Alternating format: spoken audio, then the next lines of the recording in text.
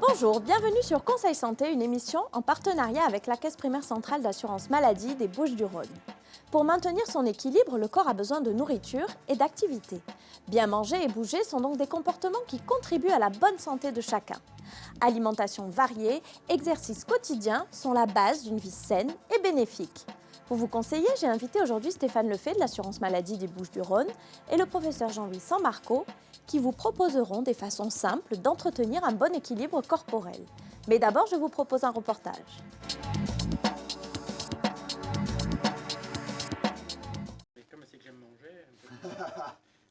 Une activité professionnelle intense est souvent responsable de mauvaises habitudes alimentaires.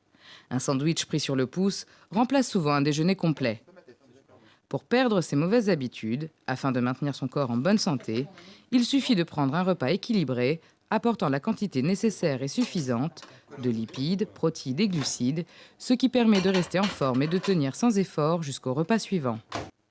En effet, les aliments contiennent les apports nutritionnels dont le corps a besoin. Être à l'écoute de ses besoins nutritionnels tout en respectant un bon équilibre alimentaire constitue la base d'une bonne hygiène alimentaire.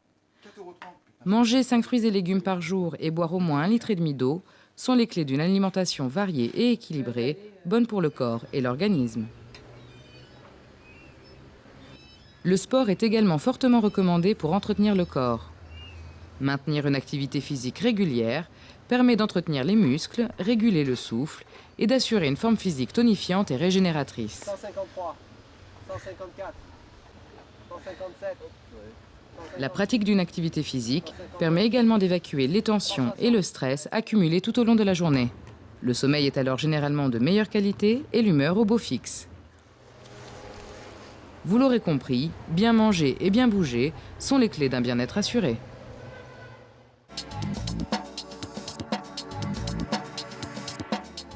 Toutes les études le démontrent, bien manger et bouger sont des facteurs de protection contre les maladies cardiovasculaires, le cancer ou encore le diabète. Ils sont aussi des moyens efficaces de diminuer les risques de prise de poids et d'ostéoporose.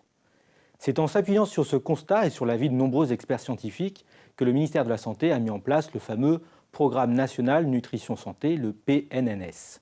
Ce programme propose des repères simples. Et professeur Sammarco, quelles sont justement les mesures à retenir de ce programme ? Tout le monde connaît maintenant le fameux 5 fruits et légumes par jour. Ça paraît très compliqué à atteindre. Et c'est vrai que c'est un objectif, c'est comme tous les objectifs, c'est fait pour être une vision, mais pas obligatoirement une réalisation quotidienne.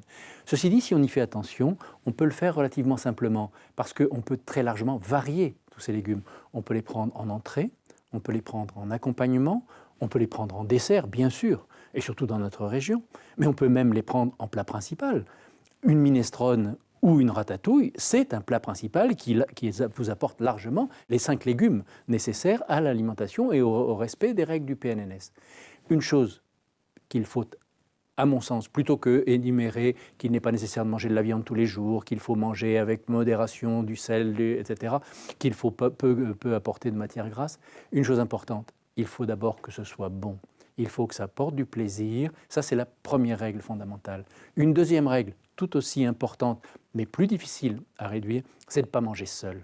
Un repas, c'est d'abord quelque chose qu'on partage, et si on le partage avec plaisir, c'est encore meilleur. Alors la nutrition concerne autant les apports alimentaires que les dépenses en calories liées à l'activité physique.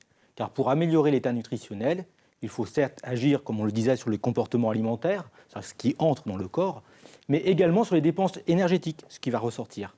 Or, nous sommes de plus en plus sédentaires devant la télé et avons de moins en moins l'opportunité d'être actifs physiquement. Mais rassurez-vous, se dépenser ne veut pas forcément dire faire un sport intensif. Il est tout à fait possible d'intégrer une activité physique protectrice pour la santé dans notre vie quotidienne. C'est l'équivalent de 30 minutes de marche par jour. 30 minutes régulières de marche rapide. En gros, pour avoir un bon repère, il faut qu'à la fin de cette activité physique, on soit un peu moite, qu'on sente qu'on ait fait un effort. Mais il ne faut pas exagérer non plus, il n'est pas nécessaire de le faire systématiquement. Et si on le découpe en tranches et que vous ayez vos 3 fois 10 minutes de marche rapide, c'est bon. Et il ne s'agit pas d'activité sportive, il s'agit d'une activité physique d'entretien qui suffit largement à bien entretenir notre organisme. Alors des exemples d'activités physiques quotidiennes qui ne se résument pas à la pratique d'un sport, c'est par exemple monter l'escalier plutôt que prendre l'ascenseur ou l'escalier mécanique. C'est marcher d'un bon pas sur les trajets qui sont courts, c'est descendre du bus ou du métro une station avant sa destination, ou après sa destination d'ailleurs, le tout étant de marcher, de bricoler, de jardiner, de faire du ménage. Et je crois que ça finit par une conclusion toute simple. Quand il s'agit d'entrée et de sortie, on peut le résumer de la façon suivante. On entretient notre corps et de deux choses l'une, ou bien on l'entretient correctement, ou bien on le néglige aussi bien dans les apports que dans les dépenses. Et un corps bien entretenu sera en meilleur état. Il faut manger correctement et il faut bouger régulièrement pour se maintenir en bon état général. Profiter d'un bon équilibre de vie en mangeant bien et en pratiquant une activité physique quotidienne, ce n'est vraiment pas compliqué. Alors suivez les conseils qui viennent de vous être donnés pour retrouver ou garder la forme le plus longtemps possible. Votre médecin traitant vous aidera à mettre en pratique les mesures spécifiques qui vous conviennent le mieux. Je vous remercie pour votre attention et je vous donne rendez-vous prochainement dans un autre conseil santé. À bientôt!